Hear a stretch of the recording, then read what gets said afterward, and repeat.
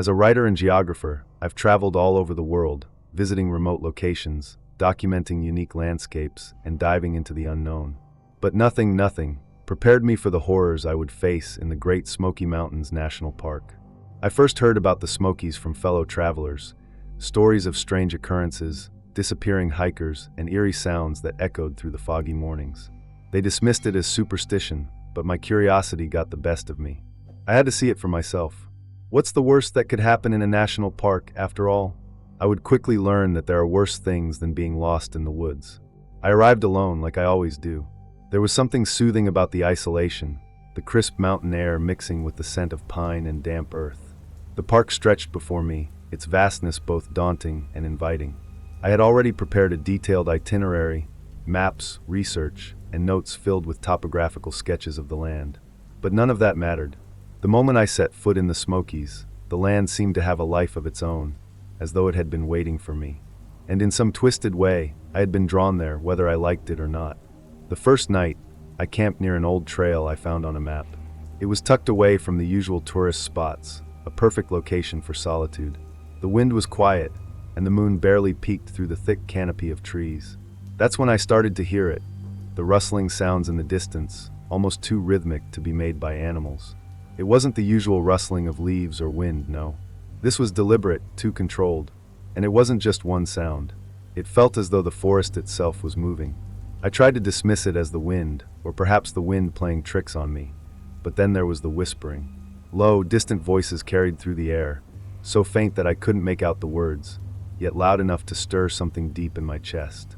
The hairs on my neck stood up. A chill crawled down my spine as I strained my ears, trying to pinpoint the source. But the more I listened, the more disoriented I became.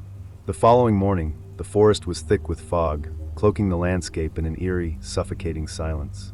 I packed up my gear, eager to move on from the unsettling night.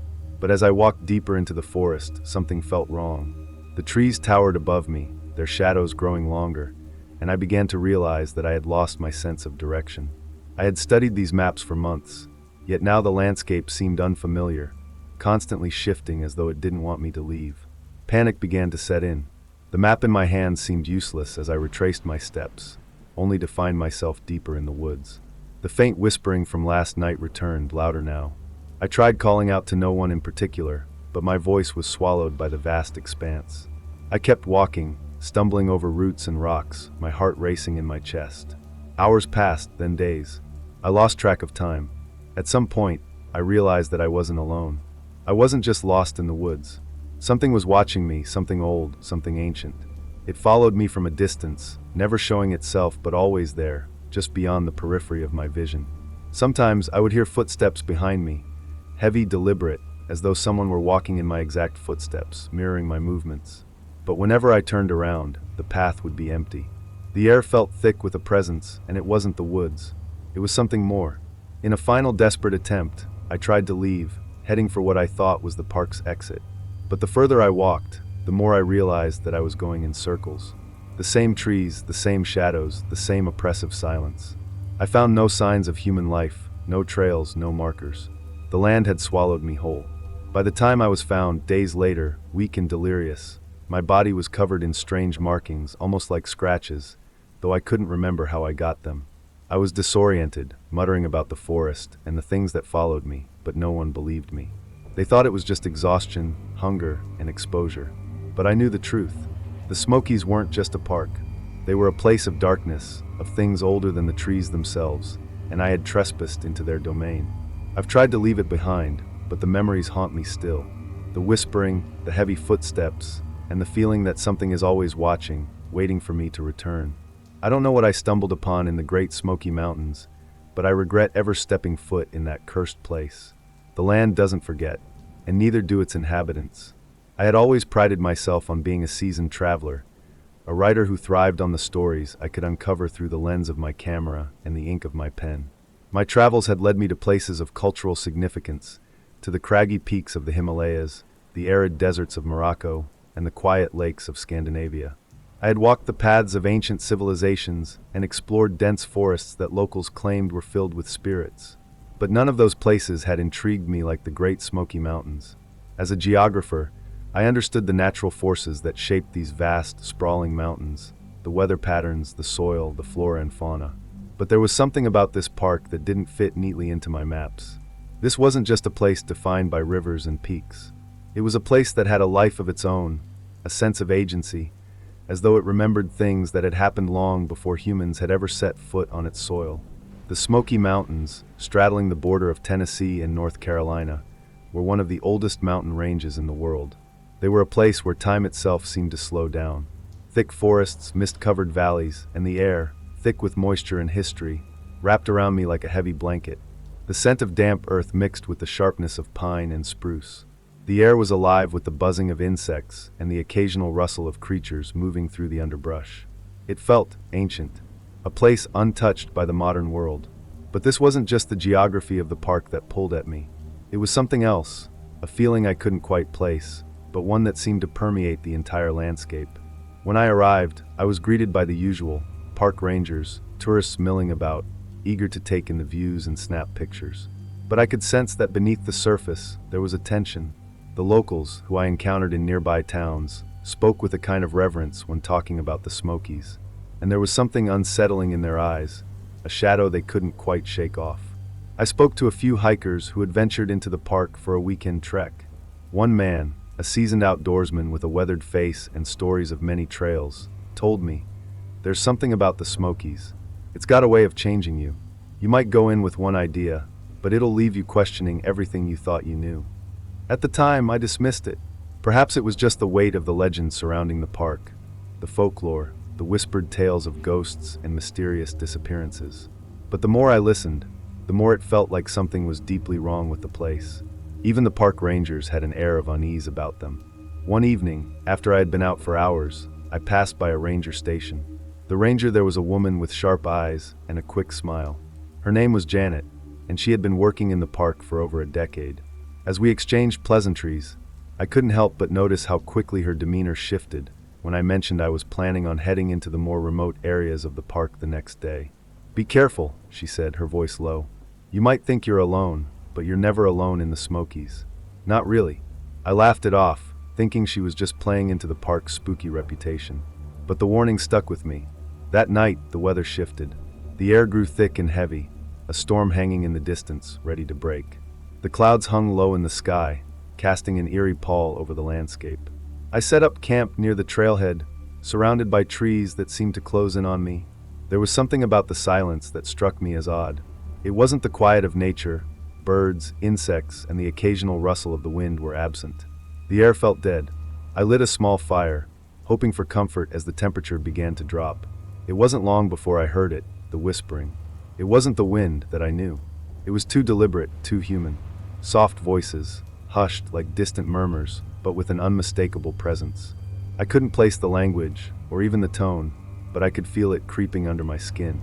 The voices seemed to move around me, following me from one side of the camp to the other, never fully audible, but always there. At first, I told myself it was just the wind, but then I heard footsteps. Heavy, dragging footsteps, moving in the direction of the voices. I tried to shake it off, convincing myself that the isolation was playing tricks on my mind. But when I turned, there was no one there. Just the vast, impenetrable trees and the fog rolling in, thick and suffocating. It was as though the park itself had become aware of me, aware of my presence. The shadows between the trees seemed to lengthen, stretching out toward me, as if they were reaching for something. The hairs on the back of my neck stood up. Later, after I had left the camp and wandered further into the woods, I stumbled across something that made my blood run cold. A series of symbols carved into the bark of a tree, strange and foreign.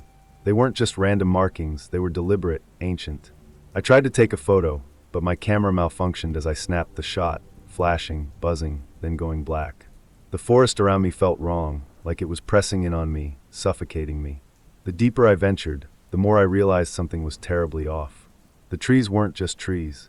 They were part of something older, something far beyond anything I had ever understood. They stood as silent witnesses to secrets too dark for humans to uncover. And that was when I truly began to understand. The Smokies weren't just a national park. They were a place of deep, ancient power, and I had wandered too far into its domain. The deeper I ventured into the Great Smoky Mountains, the more I felt something pressing down on me. At first, it was subtle, a sense of being watched, the flicker of movement out of the corner of my eye. But as I pushed further into the park, the sensation became more pronounced. The shadows were no longer just the absence of light, they felt alive, as if they had substance and purpose. My heart began to race, and the hairs on the back of my neck stood on end. Every snap of a twig or rustle of leaves had me spinning around, half expecting to find someone, or something, lurking behind me. But nothing was ever there. I had come to the Smokies for the solitude, for the tranquility that these ancient woods promised. But the deeper I traveled, the more I realized how naive I had been. I was an intruder in a place far older and more mysterious than I had ever given credit for. This wasn't just a park, it was a domain, an ancient wilderness that held secrets buried deep beneath its soil. And those secrets, they didn't want to be found. I had spent years writing about the natural world, but nothing had prepared me for this. I had walked through forests in Asia and Europe, crossed deserts where the earth felt ancient and alive. But this was different. The trees were so thick here, their trunks gnarled and twisted, like they had seen the rise and fall of empires. The ground was soft, spongy, as if it absorbed the weight of time. And the fog, it was suffocating. It hung thick and low, obscuring the path ahead, pulling at the edges of my vision. It was almost as if the fog had a mind of its own, wrapping itself around me, trying to push me back. And yet, I pressed forward. My curiosity, my need to understand, drove me onward. I wasn't the type to back down easily. As a writer and geographer, I needed answers. What was it that made this place so wrong? I began to hear the whispers more frequently. At first, I tried to tell myself it was just the wind, but as the days passed, I became certain that it wasn't. The voices were too distinct, too purposeful. They were low and hushed, always just out of reach. Sometimes I thought I heard my name, just a faint call, barely audible, like a breath on the wind. Other times, it was a language I couldn't understand, a hum of consonants that made my skin crawl. It was on the 4th day of my journey that I found the clearing. It wasn't a part of the trail.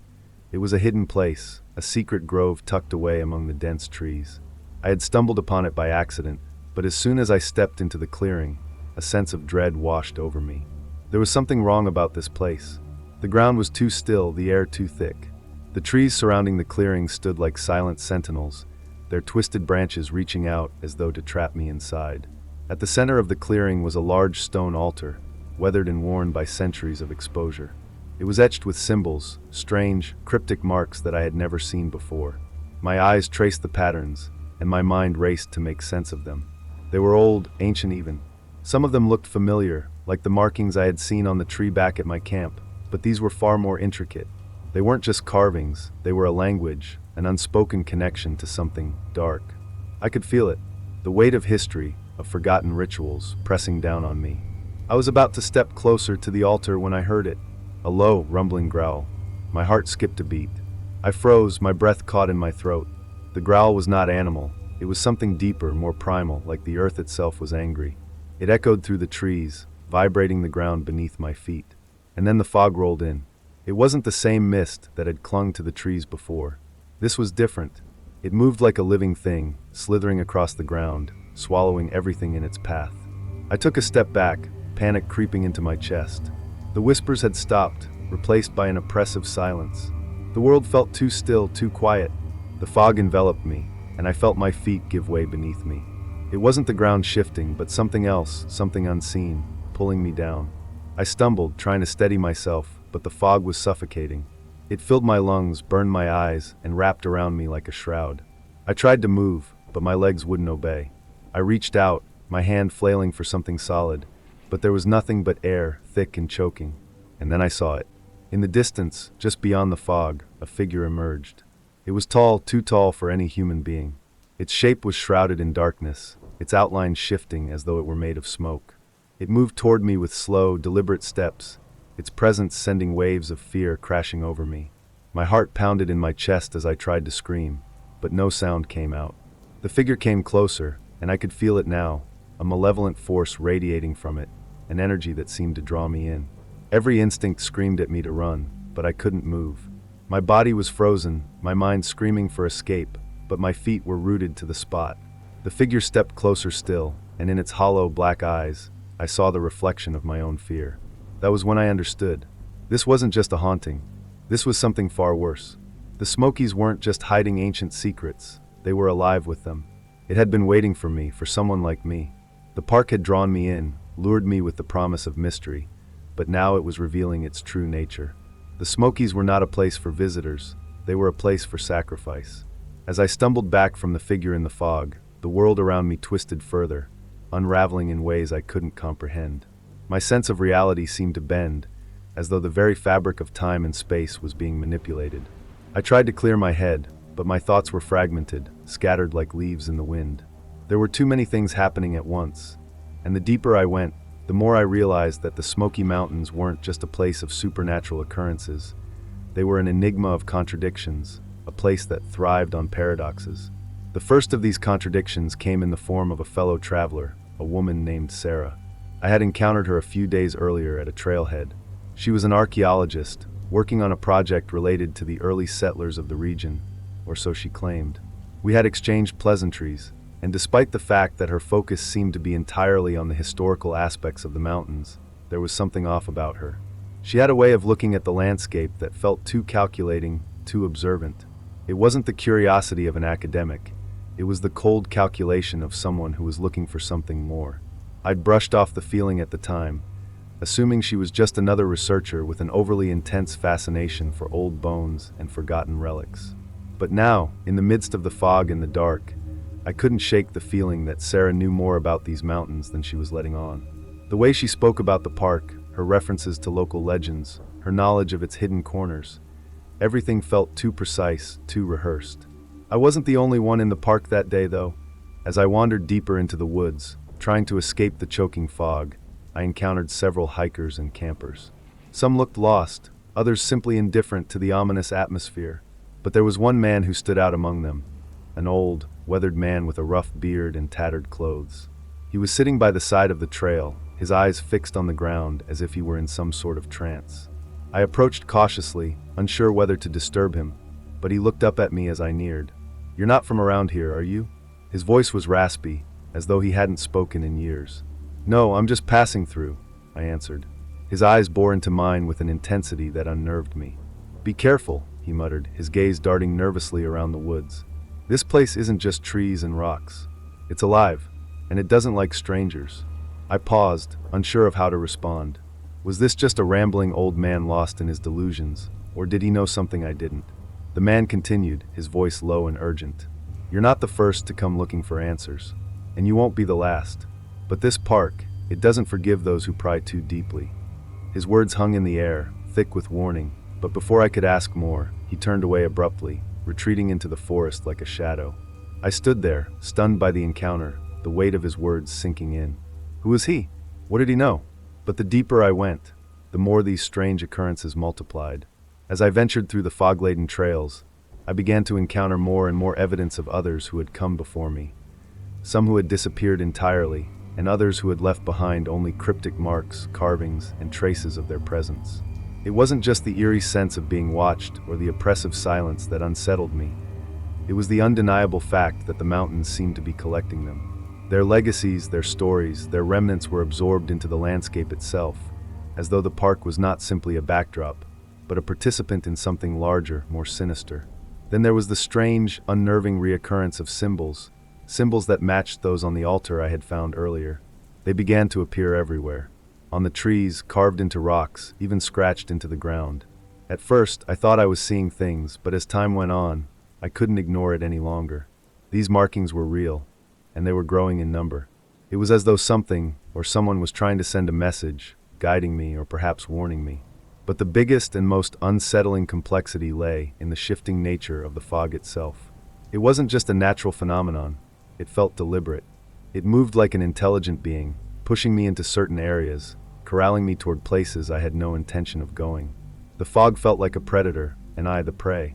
Every time I thought I had evaded it, it would return, swallowing me whole, drawing me back into the heart of the woods where the whispers were loudest, and the darkness seemed to close in on all sides. And then Sarah reappeared. I found her one evening as the sun began to set, the fog still thick around us. She was standing in front of the stone altar, the same one I had seen earlier, her fingers tracing the symbols etched into its surface. She didn't seem to notice me approach, so absorbed was she in her task. But when I called out to her, her head snapped up, and for a moment her face was blank, almost too calm. "You found it," she said softly, her voice devoid of emotion. "I knew you would. That's why I've been watching you." "Watching me?" I asked, confusion mixing with a growing sense of dread. "What do you mean? What is this place?" Sarah looked down at the altar, her expression unreadable. "This place, it's not just a part of the world. It's a doorway, a bridge. People come here because they are called, just as you were. And when they do, they're chosen." I stepped back, a shiver running down my spine. Chosen? Chosen for what? But she didn't answer.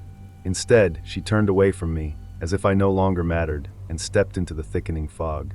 The last thing I saw was her silhouette fading into the mist, her footsteps silent, as if the very ground was swallowing her whole. The fog closed in on me like a living thing, suffocating my every move. The air felt thick and oppressive, as if it were pressing against my chest, making it harder to breathe.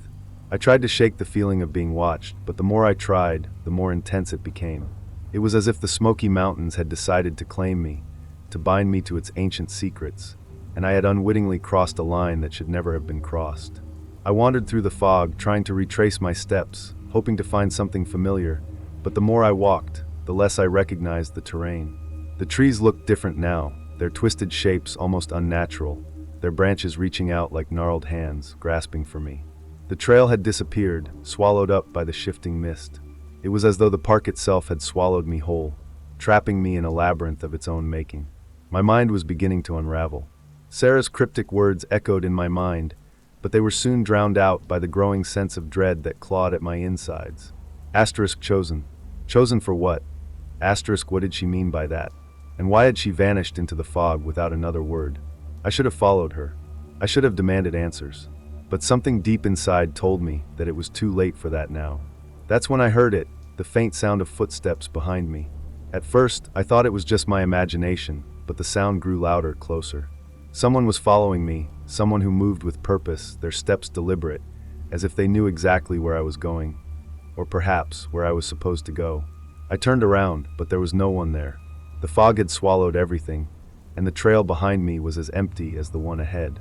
I called out, my voice cracking with fear, but the only response was the eerie silence of the mountains.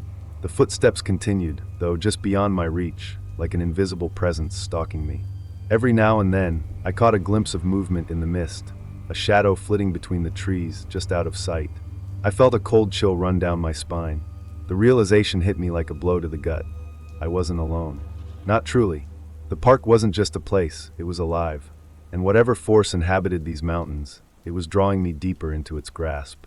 I was no longer an observer, a mere traveler passing through. I was a part of something much darker than I had ever anticipated. The ground beneath me shifted, and I stumbled, my foot catching on something unseen in the thick undergrowth. I fell to my knees, gasping for breath, my hands pressed against the damp earth. As I tried to steady myself, I noticed something I had overlooked in my panic. A stone, half buried in the dirt, with the same symbols I had seen earlier carved into its surface. It was part of the same pattern I had found on the altar, the same markings that Sarah had been tracing. This stone, though, was different. It wasn't just a symbol carved into the earth, it was glowing. Faintly at first, a dull red light flickering in the center of the symbol. I touched it hesitantly, half expecting it to burn my skin, but when my fingers made contact, the glow intensified, and a deep, resonant hum vibrated through the ground beneath me. Suddenly, the air around me seemed to crackle with energy, and the fog parted, revealing the trees beyond. But they weren't the same trees I had seen earlier. These trees were ancient, their bark twisted and darkened with age, their limbs stretching out like fingers clawing at the sky. In the distance, I saw a figure standing motionless, a silhouette against the eerie backdrop. It was Sarah. She wasn't alone. Around her, there were others, figures standing in a circle, their faces obscured by hoods, their bodies cloaked in shadows. They were like a cult, or perhaps a gathering of those who had come before me, drawn by the same force. I could feel the weight of their gaze, even from a distance. They were watching me, waiting for something. I wanted to run, to escape, but my legs wouldn't move. I was frozen in place, held captive by the energy that surged through the ground, binding me to the spot. The humming sound grew louder, vibrating through my bones, and I could hear voices, whispers, coming from all directions. They weren't words, not exactly. It was more like a language I couldn't comprehend, but one I instinctively understood. "You are here now," the voices seemed to say. "You have crossed the threshold. You are one of us." Suddenly, Sarah's voice broke through the chaos, clear and commanding. "You don't understand," she said, her voice like a knife cutting through the fog. "This is what you came for. This is what you were meant to find." I looked at her, a surge of panic rising in my chest. "What are you talking about? What is all of this?" She didn't respond immediately. Instead, she stepped forward, her movements fluid, almost unnatural. The others followed her lead, their faces still hidden in shadow, but their presence felt suffocating, oppressive. "The mountains call to us," Sarah said, her voice now low and hypnotic. "It isn't just the land that you need to fear, it's what lies beneath. The forces that have been here long before any of us, long before the settlers, the explorers. You've awoken them. You've stirred the ancient ones." I could feel it then, the ground beneath my feet, the trees around me, everything was alive. The park wasn't just haunted by the dead, it was a place of living, breathing darkness, and I had stumbled into its heart. In that moment, I understood. This wasn't just an adventure or a journey of discovery, it was a trap. The park wasn't a place to explore, it was a place to be consumed. And it had already begun with me. The realization hit me like a freight train. The Smoky Mountains weren't a mere park, a scenic getaway for hikers and nature enthusiasts. It was a place of deep, ancient power, a place where the boundaries between the living and the dead blurred, where the very land itself seemed to pulse with an intelligence of its own. As the figures in the fog moved toward me, I felt a coldness seep into my very soul. The energy in the air was thick, almost palpable, and it was as if the land was drawing me closer, pulling me into its web. I stumbled backward, my legs trembling, my mind a whirlwind of confusion and fear. The ground beneath my feet seemed to tremble, and the humming sound that had grown louder before now seemed to vibrate within my chest. It was no longer just a noise, it was a force, one that seemed to push against me, threatening to crush me under its weight. I could feel the pressure building, like the air was too heavy to breathe, like it was crushing me from all sides. But it wasn't just the physical sensations that overwhelmed me. It was the sense of betrayal, of having been lured into something far beyond my control. I had come to the Smoky Mountains seeking answers, seeking the truth behind the strange occurrences I'd heard about. But what I had found was far darker than I could have ever imagined. And now there was no way out. Sarah's voice reached me again, this time calm and almost soothing, as though she had known this moment would come. "It's too late now," she said, her eyes locked on mine. "You've crossed the threshold, just like I did. There's no going back." "Back from what?" I croaked, my throat dry. "What are you talking about?" Her expression softened, almost as if she pitied me. "The forces in this place, they don't let go. They've been calling to you, drawing you in. They've been watching you since the moment you set foot here. You were meant to come here, just like I was. We're not just visitors anymore. We're a part of this place." A cold shiver ran down my spine as I took a step back, my heart pounding in my chest.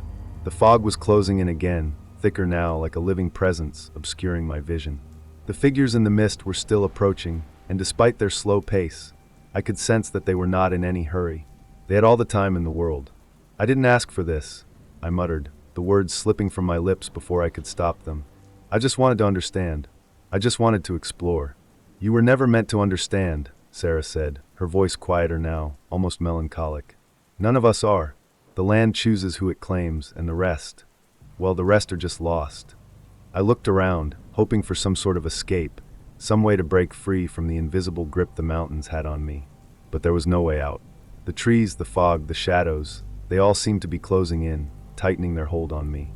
The ground beneath my feet seemed to shift again, and I realized with a sinking feeling that I was no longer in control of my own body. My legs refused to move, my arms felt heavy, as if bound by invisible chains. I tried to scream, to shout for help, but the words never left my mouth. The park's eerie quiet had become deafening, a silence that felt oppressive, like the mountains themselves were listening, waiting for something. It was a silence that felt alive, like a predator waiting for its prey to make a wrong move. As I stood there, frozen, the figures in the fog continued their slow approach. They didn't speak, didn't make a sound beyond the rustle of their dark robes in the wind. The hooded figures moved as one, like a well-rehearsed dance, each step deliberate, calculated. Their eyes, hidden beneath their hoods, felt like 1,000 invisible hands reaching into my soul. I wanted to scream, to run, but my body wouldn't obey. I was paralyzed by a force greater than fear, a kind of paralysis born of the realization that I was not just in danger. I was trapped. I was a part of something ancient and far more powerful than I could comprehend. I turned my gaze back to Sarah, trying to understand what had happened to her, what had happened to us. The woman I had spoken to just hours before, the one with the playful yet mysterious energy, was now a shadow of herself. Her eyes were empty, as if all the life had been drained from them, leaving behind nothing but a hollow shell. She was no longer human in the way I understood. It was as though the mountains had taken her, and in return, she had become one of them. "The fog, it's a prison," I said hoarsely. "Is that why you stayed here? To become part of this place?" Sarah's lips twitched into the smallest of smiles, a smile that was more sorrowful than reassuring. "It's not a choice, not really," she said softly. "Once the mountains claim you, there's no escape. The fog, the trees, the stones, they're all part of it. The spirits, the forces that live here, they don't allow anyone to leave. Not unless you've been chosen." "Chosen?" I repeated, feeling the weight of the word on my chest. "But I never asked for this. I never wanted to be." "None of us do," she whispered. "But once you're here, you're part of it. You're part of the land now." In that moment, I realized the truth. I was never meant to leave the Smoky Mountains. The park had drawn me in, and now it would never let me go. The hooded figures finally reached me, surrounding me in a circle. They didn't speak, didn't offer me any explanation. There was no need. The mountain had already claimed me. The choice had been made. The fog closed in, thick and suffocating, as I stood surrounded by the hooded figures. My mind was racing, frantic thoughts swirling in the darkness as the weight of my situation settled over me like a crushing burden. I had been drawn into something far beyond my understanding, something ancient, something that could not be escaped. Every instinct screamed for me to fight back, to find a way out, but the very air around me felt oppressive, almost suffocating. For a moment, I felt myself slipping, my body trembling as the terror that had taken root in my chest threatened to overwhelm me. But then something shifted. A thought, like a spark, flickered to life in the back of my mind. It wasn't fear anymore. It was clarity. I had come to the great Smoky Mountains seeking answers, seeking the truth behind the strange occurrences. But what I had found was so much darker.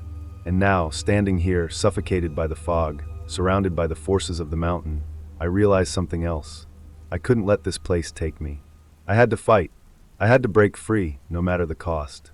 The figures, silent and unmoving, seemed to sense the shift within me. They didn't react, didn't show any signs of aggression or even acknowledgement. They simply waited. But I wasn't ready to surrender. Not yet. Not after everything I'd experienced. I took a deep breath, steadying myself, my eyes scanning the scene around me. The figures didn't move, but I could feel their presence all around, like a weight pressing down on me. I looked to Sarah, her face a mask of resignation, her eyes empty, as if she had already given up. But in that moment, I understood something about her. She hadn't chosen to stay here. She had been broken by the mountain's grip, trapped in a place where there was no escape. And if I didn't act, I would be the same as her. The fog parted just enough to allow a weak sliver of moonlight to break through, casting an ethereal glow on the landscape around us. I didn't know why, but in that moment, the clarity I had been searching for hit me. The land didn't want me to leave because it had its claws in me. But I wasn't like Sarah. I wasn't going to let the mountains take me. Not without a fight. I knew I couldn't physically overpower the forces at play here, but I could resist. I could refuse to accept the role it wanted me to play. I had come to this place seeking truth, but I had also come seeking purpose, seeking a deeper connection with the world around me. Now I was finding that purpose, even if it meant defying the forces that had drawn me in. "Sarah," I said, my voice shaking at first, but gaining strength with each passing word, "you're wrong. You don't belong here. I won't let it take me." She didn't react at first. She simply stood there, her eyes vacant, her expression one of defeat. But then something flickered behind her gaze, a spark of recognition, a flicker of the person I had met before. "Please," I continued, my voice pleading. "You don't have to stay here. You can fight it, just like I will." Sarah's gaze locked onto mine, and for the first time since I had met her, I saw a glimmer of something human. She blinked, and for a moment, the fog around us seemed to lessen just slightly. "You can't fight it forever," she whispered, her voice heavy with sorrow. "It's stronger than us. The mountain." "No," I interrupted, more forcefully than I intended. "You're wrong. The mountain isn't stronger than me. It can take me, but it won't break me. I'll fight until the end." There was a moment of silence. The fog swirled around us, heavy and dense, but it felt different now. It wasn't an insurmountable force anymore. It was something I could push against, I took another deep breath, focusing all my energy on one simple thought. I had control. I had the power to choose. Without warning, I stepped forward, my legs shaking beneath me, but my resolve solid. The hooded figures didn't stop me. They didn't move, didn't attempt to stop my progress. It was as if they were waiting for me to make a choice. They were not the aggressors. They were simply the manifestation of the mountain's will, an ancient force that bent the world to its will. But not me. I reached out my hand, feeling the cool air of the night on my skin. The fog parted in front of me just a fraction, and I saw the outline of the trees, the path I had walked to get here. I had been drawn to the Smoky Mountains by my curiosity, yes, but now I was leaving them behind. No longer a victim to their grip. I turned back to Sarah, my heart heavy with the knowledge that I might never see her again. She was too far gone, too consumed by the mountain's hold. But I knew what I had to do. I had to leave. For me. I won't be like you, I said, my voice steady despite the tremors still coursing through my body. I won't let it take me. I won't let it break me. For the briefest moment, I saw something flicker in her eyes. It was brief, but I saw it. Hope. It was the last thing she had left, and for a fleeting moment, I felt as though I had given her something to hold on to. The fog seemed to loosen its grip on me, and the figures began to dissipate, their forms vanishing into the mist. The mountain's hold, which had felt so suffocating moments before, seemed to ease just a little. I took one final look at Sarah, then turned away. The path ahead was uncertain, but it was mine to walk. I didn't know what the future held, but I knew one thing for sure. I had overcome. I had chosen to fight, to break free, and that was more than the mountain had ever bargained for. And as I stepped forward, the fog parting just enough to show me the way, I realized that the true battle wasn't against the land or the forces that haunted it. It was within myself. It was about the choices I made, the strength I found when everything seemed lost. I had fought for my freedom, and that was something the mountains could never take from me. I had thought I could outrun the darkness that clung to the Smoky Mountains, but I had been wrong. The mountain had already taken hold of me in ways I couldn't begin to understand, and the more I tried to escape, the more it seemed to tighten its grip. The fog, the whispering trees, the eerie silence, it was all part of something greater, something I was powerless to avoid. But still, I pressed forward, determined to confront whatever lay at the heart of this place. I had no choice now.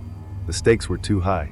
The path ahead seemed to stretch endlessly, winding through dense forest and thickening mist. The moonlight barely cut through the gloom, casting long shadows that danced along the trail like specters. I could feel my breath coming faster, my chest tightening with every step I took, but I couldn't stop. Not now. Not when I was so close. Saras vorts ihuten my mint, hunting me. You can't fight it forever. She had been right, in a way. The mountain's pull was insidious, wearing down anyone who came here long enough. It tested your resolve, your spirit, until you were nothing more than a hollow shell. Sarah had succumbed, and now, I feared I might be next. But I couldn't let that happen. I couldn't let this place claim me the way it had claimed so many others.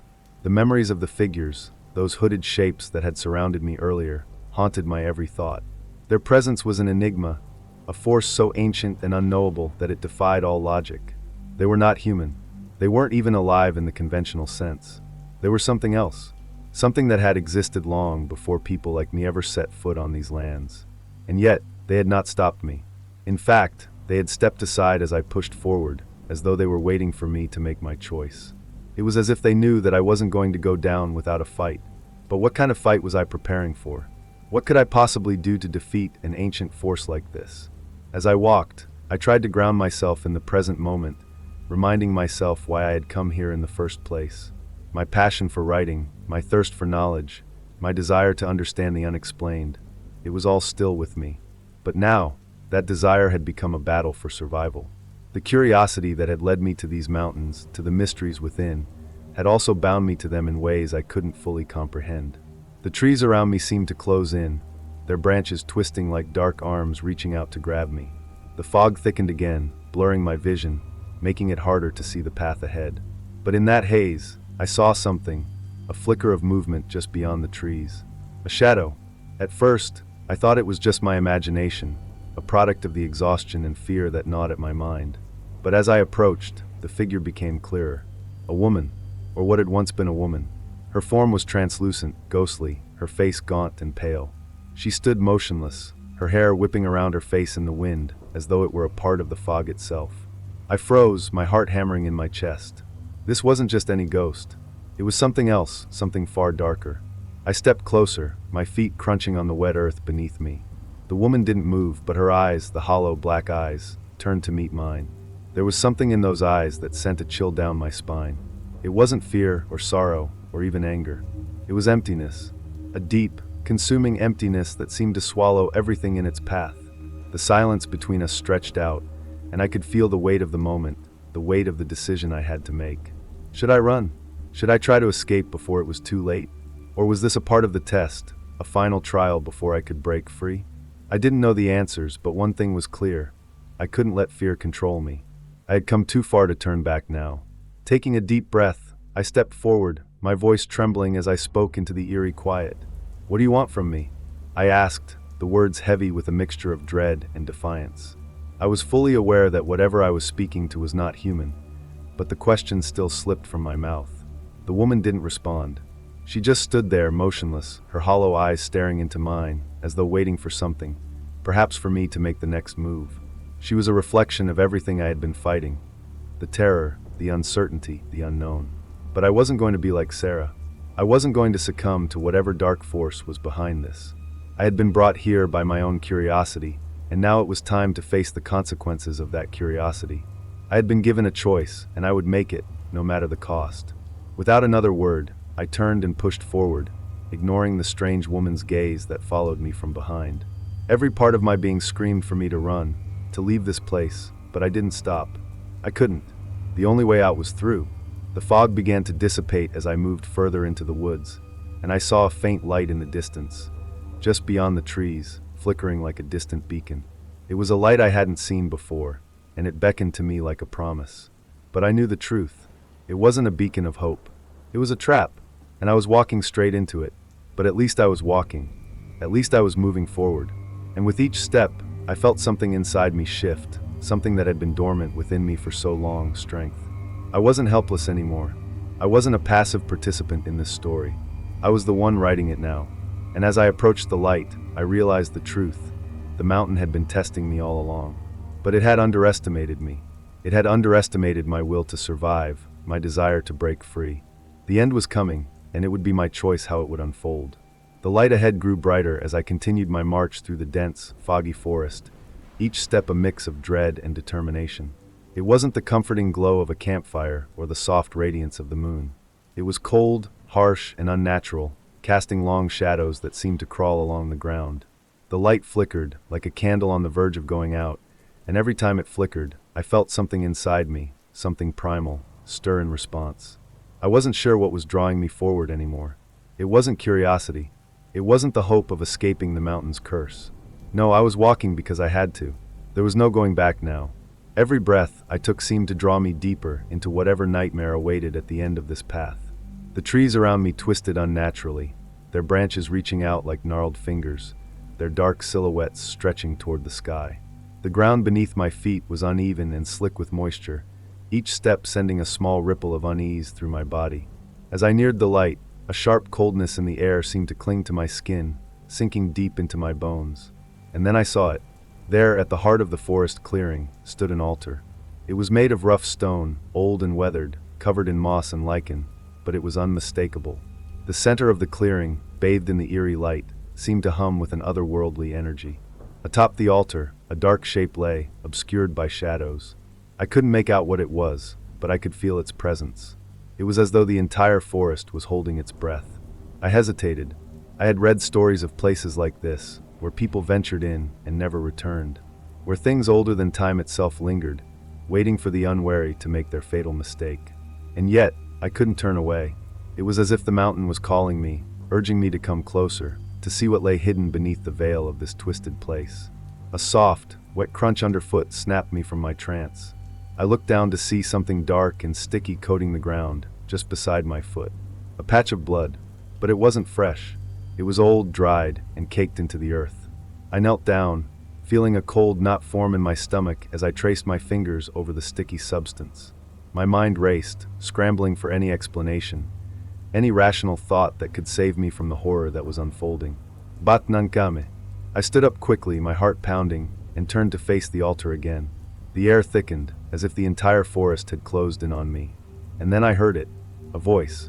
It was soft at first, a whisper in the wind, but it quickly became clearer. A low, guttural sound like a chant. It was coming from all directions, as if the trees themselves were speaking to me, or perhaps speaking about me. The words were in a language I didn't recognize, and yet, somehow, I could understand them. They spoke of sacrifice, of power, of things far older than humanity itself. And in that moment, I realized the mountain didn't want me to leave. It wanted me to join it. Suddenly, the air crackled with energy. I looked up to see the dark sky above me rippling, as though it were a sheet of glass, distorting and bending. And then, with a sound like the tearing of fabric, the sky above split open. Through the rift, I saw them, the hooded figures, the ones who had been following me from the beginning. But they weren't alone. In the darkness beyond the rift, shadows moved, slow, deliberate, monstrous. Shapes twisted and coiled like serpents, their eyes glowing with malevolent light. The beings that had been lurking on the edge of my mind were now fully revealed, and what I saw chilled me to the core. They weren't human. They weren't even of this world. They were ancient, incomprehensible, and utterly, terrifyingly indifferent to human life. The figures moved toward me, their steps soundless, their presence crushing. The ritual had begun, and I was the offering. I wanted to run. My body screamed for escape, every fiber of my being telling me to turn and flee. But I couldn't move. I couldn't escape. The mountain had me in its grasp, and now it was too late. I was part of the ritual, the final piece needed to complete whatever twisted ceremony this was. My heart hammered in my chest as I struggled against the invisible force that held me in place. The air grew thick with an unnatural pressure, pushing against my chest, my throat, until I could barely breathe. And then the chanting grew louder, more urgent. The rift in the sky widened, the figures drawing closer, their features becoming clearer with each passing second. In one final, desperate act, I tried to scream, to call out for help, but the sound was swallowed by the forest. No one could hear me. There was no one left, only the mountain and whatever it had planned for me. I reached for my journal, my last vestige of normality, the tool that had led me here, and I scribbled one final note. A plea, a warning, a record of what had happened, what was happening. My hand shook as I wrote, the ink blotching on the page, but I had to get it out. I had to leave something behind. And then, as the shadowed figures closed in, I realized the truth. The mountain had never been a place for the living. It had always been a place for the dead, and I was just another lost soul to add to its collection. As the darkness closed in around me, the last vestiges of my will flickered, a dim light struggling against the oppressive force that bound me. The hooded figures were now close enough to touch, their pale, ghostly hands stretching out toward me, their eyes glowing with a terrible, ancient hunger. I knew, with a sickening certainty, that there would be no escape. The mountain had claimed me, just as it had countless others before me. The world around me seemed to warp and twist, the ground beneath my feet giving way to a chilling cold. The figures drew nearer, their breaths shallow and ragged, as if they too were drawn by an unholy force, an inescapable fate. I felt their icy touch on my skin, as though they were merging with me, consuming me whole. And then nothing. I don't know how much time passed after that. The world seemed to stretch, to blur, and I lost all sense of where I was. The pain, the fear, the realization that I was lost, vanished into the depths of the abyss. There was only an overwhelming silence that surrounded me, a quiet so deep it was almost suffocating. I felt detached, as if my body no longer belonged to me. I wasn't alive, but I wasn't truly dead either. In that moment of unbearable stillness, I had no sense of time. The figures around me faded into the shadows of the mountain, and the clearing, once filled with unnatural light, was now nothing but a dark void. It was as though I had become part of the mountain itself, trapped in its never-ending grip, a soul forever bound to its cursed land. I remembered the journal in my hand, the last thing I had clung to, the only thread that still tied me to my old life. My final entry was written hastily, but I knew it would be the last thing I could offer to the world. A warning, a plea, a testament to the horrors of this place. The mountain had taken me, but my story, my warning, would remain. And so here I am now, as if frozen in time, a ghost of my former self, bound to this cursed mountain, drifting among the whispers of the lost.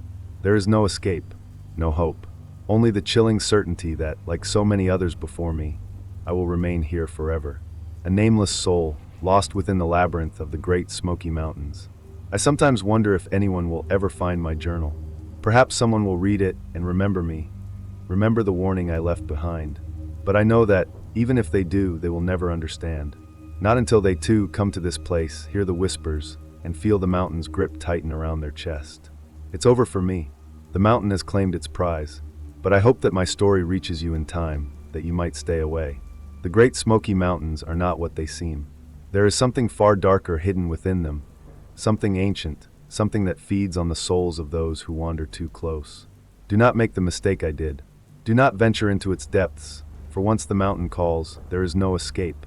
Years have passed since I vanished into the depths of the Great Smoky Mountains, but my story lingers. The park rangers speak of the strange, unexplained disappearances, and locals whisper of sightings, of a man lost in time, forever wandering the mist-shrouded trails. Some say the mountain calls to those who are meant to be lost, that it chooses its victims. And while the world moves on, my warning lives on in the journal I left behind, a chilling reminder that some places are better left unexplored.